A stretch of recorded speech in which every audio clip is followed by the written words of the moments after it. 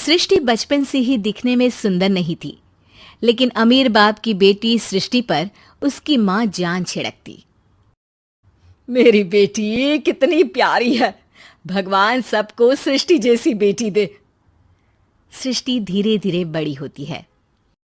एक दिन सृष्टि की सहेली कहती है, तू दिखने में कितनी अजीब सी है, लेकिन मैं जानती हूँ हम सब में सबसे अच्छी शादी तो तेरी ही होगी। तेरे पापा अमीर जो है। और बता नहीं सकते यार, दहेज तो हर कोई देता है, ये क्या ज्यादा ले जाएगी अपने पति के लिए? अरे बड़े शहर में कोठी है इसके पापा की। अरे पापा की है ना, कौन सी इसकी है? इसकी होती तब तो कोई भी लड़का इससे शादी कर लेता। अरे पापा की मतलब पापा की है तो मेरी ही है ना? किसने कहा? अब तेरी तो तब होगी ना जब तेरा भाई ना हो। वैसे भी शादी के बाद सारी प्रॉपर्टी भाई के नाम होती है।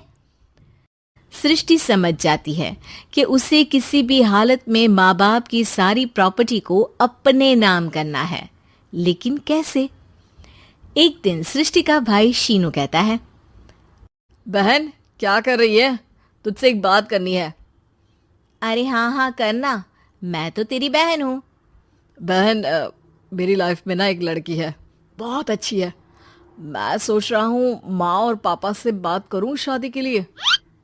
सृष्टि को समझ में आ जाता है कि भाई की शादी होते ही भाभी उसे एक दिन भी घर में बर्दाश्त नहीं करेगी।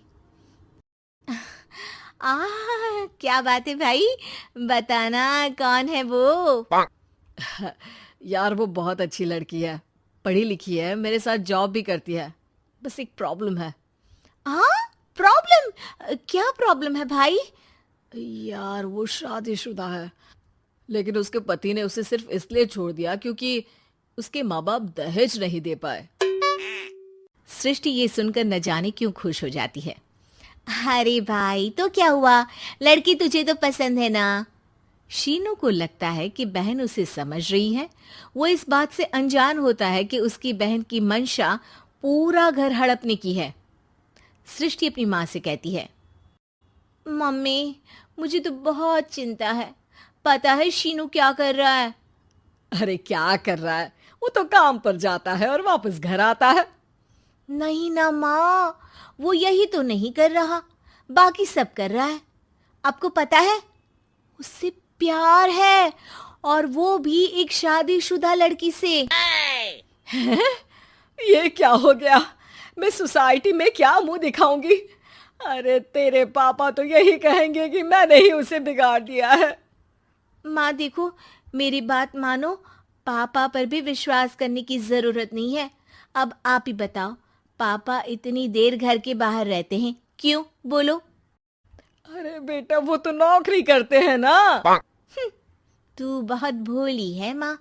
पापा का ऑफिस तो 7 बजे खत्म हो जाता है, लेकिन देखो कितनी देर से आते हैं।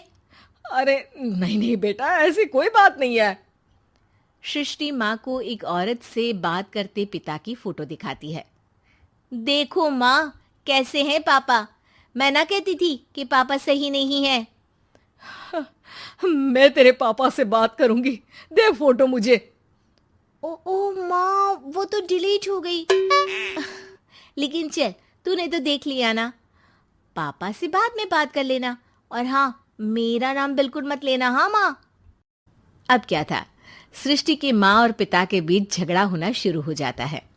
सृष्टि के मन में क्या चल रहा था कोई नहीं जानता था। एक दिन, माँ सृष्टि के लिए एक लड़का देखा है, वो लोग शाम को उसे देखने आने वाले हैं। और हाँ माँ, एक खुशखबरी, मैं और पापा मिलकर एक नया बिजनेस ट्राई कर रहे हैं। शाम को लड़का आता है, सांवले रंग का। सृष्टि को तो बिल्कुल भी पसंद नहीं आता। लड़की की माँ कहती है, लड़की का चेहरा तो कोई खास नहीं, लेकिन अगर मेरे बेटे को आप लोग सेटल कर दें तो मैं उसकी शादी आपकी बेटी से करवा दूं। सृष्टि को लड़का बिल्कुल पसंद नहीं था। उसे भाई पर गुस्सा आ जाता है। लड़के वालों के जाने के बाद कहती है, माँ देखा, शीनू मेरे लिए कैसा लड़का लेकर आया, न दिखाने लायक न सुनने लायक, सेटल भी नहीं, वो भी हम करे। अरे माँ, मैं जानती हूँ ये मेरी शादी किसी भी घर में क्यों करवाना चाहता है। अरे कैसी बात कर रही है बहन? तूने तो देखा ना, लड़के को मैंने ही मना कर दिया तुझसे शादी के लिए। जिसने लड़का बताया था उसने उसकी बहुत तारीफ की थी। बात आई गई हो जाती है, लेकिन सृष्टि का मन शांत नहीं होता। क्या करूं, कुछ समझ में नहीं आ रहा। मेरी शादी हो गई तो ये लोग पूरी प्रॉपर्टी शीनू के नाम कर देंगे, मेरे हाथ तो कुछ लगेगा ही नहीं। तभी सृष्टि को आइडिया आता है। वो किसी वकील को फोन करती है।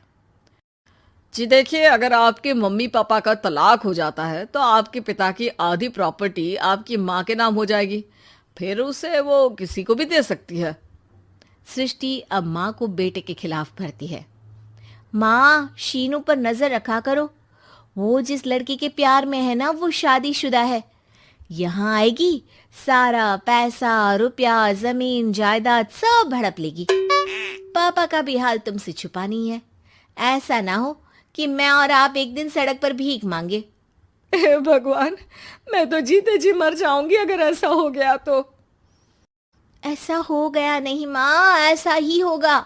अभी समय है, आगे का सोच लो। मैं तो कहती हूँ पापा से आधी प्रॉपर्टी लेकर अलग हो जाओ। पापा की आधी प्रॉपर्टी भी हम लोगों को अगर मिल जाती है ना तो अगले 7 जन्म सफल समझो।